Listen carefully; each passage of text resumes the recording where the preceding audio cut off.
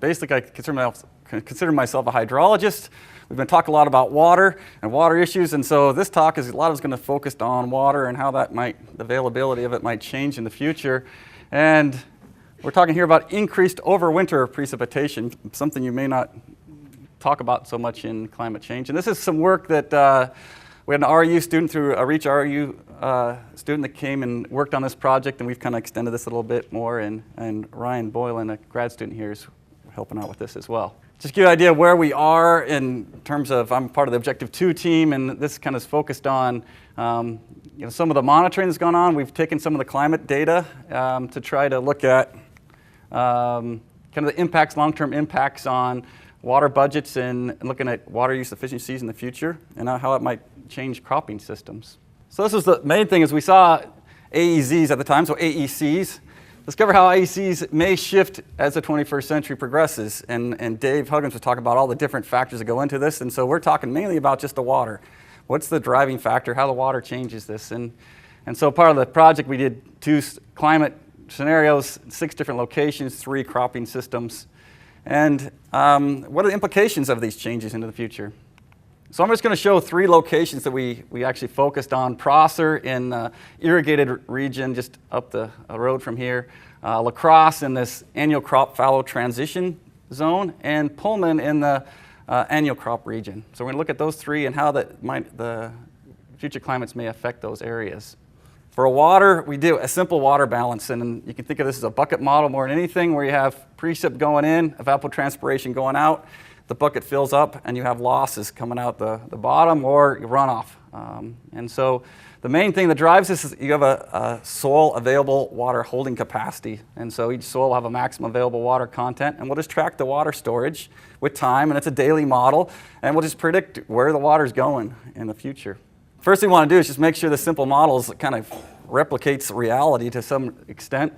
And we used some of the EddyFlux tower data from the Cook Farm site and actually tried to predict the red dots are predicted evapotranspiration and blue are observed. And so we thought, well, we're in the ballpark. We might be a little bit high, but we're fairly confident in that. Most of the time you talk climate change, you go right to the temperature map, right? You say, well, look at the temperatures are increasing by maybe 4 degrees to 7 degrees in the future. And depending on what scenario, whether you use this 4.5 or the 8.5, you might have different degrees of warming. What's not talked about as much is the precipitation, because you can throw on something like this and say, well, boy, we got a lot of scatter, we got precipitation going everywhere. These are 10 different models. The black line is a 10-year moving average of precipitation. But as you notice, it is going up. You actually see precipitation on an annual basis going up. Interesting thing is actually break it out by season. When this is happening is really the winter precipitation is really where you're having the most increase. And the summer maybe even decreasing. And so you see this, the intensification of already a very seasonal climate signal. And so you can see even on the extreme case of up to maybe 3 inches more precip over winter in some of those regions. And so I know there's a lot of growers out there would love 3 more inches of water. And some growers may say 3 more inches of water I don't want that. And so I'm showing is a single output from a single climate projection, and we're using this CNRM-CM5 model, and we could do this for all the different models. I chose that one. The red line is the 10-year moving average of this. So when you think of these results, this is from a 1 projection. And so we could do this. We could run the model for 1960 to 2100, and we can plot out. I'm plotting here is the percent of the years the soil profile is filled. So that comes down to the whole reason we do summer fallow. We're trying to fill up the soil profile. So this is a percent of the years, and this is for Prosser. This is an irrigated area. And so you can think of these bars typically as is the profile filled or not. And we can see the blue bars would indicate if you try to do annual cropping in Prosser with no irrigation. So no irrigation, annual cropping. Less than 10%, one of the 10 years, maybe you would get 1 of the 10 years you'd actually get enough water to fill up your soil.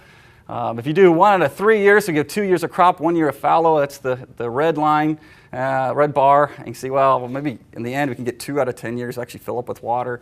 The green, if you do, well, we'll lose fallow every other year, you can see there's more water available, but still it's 3 out of 10 years by the end of the century. And so really it's not change anything. So our implications of this in Prosser, we're not going to go to annual cropping. We're still going to irrigate. This is still going to, there's no change that's going to happen here. Interesting is then we start going to this crop fallow transition zone, so a lacrosse area. So they're in this area where you could do fallow every other year, or you could do this crop fallow transition, 2 years of crop, 1 year of fallow. And you can see right now, if you do annual cropping, about 3 out of 10 years, in 1960 to 1980, those is about, if you did annual cropping, only 3 out of 10 years would your soil profile actually fill up. And so, farmers probably not really accept not getting enough moisture 3 out of 10 years. Whereas if you go to grain fallow, then 7 out of 10 years, your soil profile's filling up. So that's enough water to start planting my crop. As you see this transition into the future, so the end of the century, now you can see if I do annual cropping, my soil profile's filling up 7 out of 10 years. And so actually that's a good thing. I'm getting more water and I can live with that risk. And so you might see in this lacrosse area, as this precipitation increases, an increase in annual cropping. And we kind of see in that a little bit on the implementation of mover legumes in this area. Look at Pullman. So Pullman way on the other end is a high precip zone. We're east side. Right now we do annual cropping. We have no problems with water. 9 out of 10, 9.5 years out of 10 years, we're actually having plenty of water. And so what's the implication in the future? Well, there's no change. You're still going to do annual cropping. We're going to keep doing that. And so we can look at what's going to happen in Pullman. Then where is that extra precip going? Well, we can look at annual precipitation, red dots, annual evapotranspiration in blue. We know the temperature warming, so evapotranspiration is going up.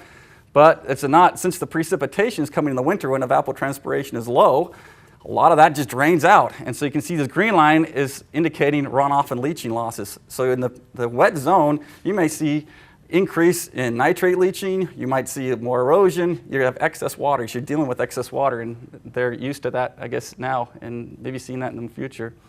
Whereas lacrosse, if you look at leaching losses, their bucket isn't filled up most of the time anyway, so you don't get any excess water. So really the nitrate leaching is not really much changes. They're going to go to annual cropping, and you're not going to lose as much nitrogen. So some interesting environmental implications. So being in the wet zone, working at the University of Idaho, this is in this annual cropping zone. One interesting thing that happened in 2011, and growers are out there that know this, was a really wet spring. We had a wet spring in these red areas, so this is going back to the cropland data layer, the same maps that Dave's using. These red areas indicate any field that was never in fallow since 2007. So 4 or 5 years, or between 2007 and 2011, if you never had fallow, then they're gray. Blue would indicate those areas actually had a fallow in that rotation. So the red areas are new fallow for the first time. Essentially, they couldn't get the crop planted. There was too much moisture. If you zoom in on Paradise Creek, where we do a lot of our monitoring for water and sediment, you can see a significant portion of this watershed, the black line is showing the watershed, was never planted in that year. It was essentially by May 15th, it was too wet, they couldn't plant. It was a crop disaster, and they would go to crop insurance to get payments to recover a little bit of their costs. So what are the implications? So if we actually get into the future where we get to the point where maybe we get too wet a year, the implication, and we've been measuring sediment load on Paradise Creek, the watershed there at the outlet of there, since 2002, and you can see the year following that summer fallow year, we had the highest runoff, the highest erosion on record. And farmers know that in the 1910s, 1930s, they actually put summer fallow in this Pullman-Moscow area, and it resulted in tons of excess water and erosion. And so there's some major implications if that starts to happen in the future. So you can see there's interesting, just with simple modeling, we can see some major adaptations depending on the region. There's some good things, some bad things that may be happening due to increased precipitation. In the grain fallow transition, we may see increased annual cropping. That's a great thing, increased revenue.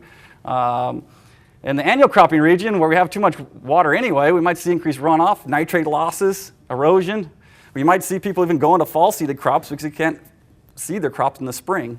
You might see a decrease in adoption of no-till because no-till prevents evaporation as much. And you already see there's not a lot of low-till in a high precip zone anyway.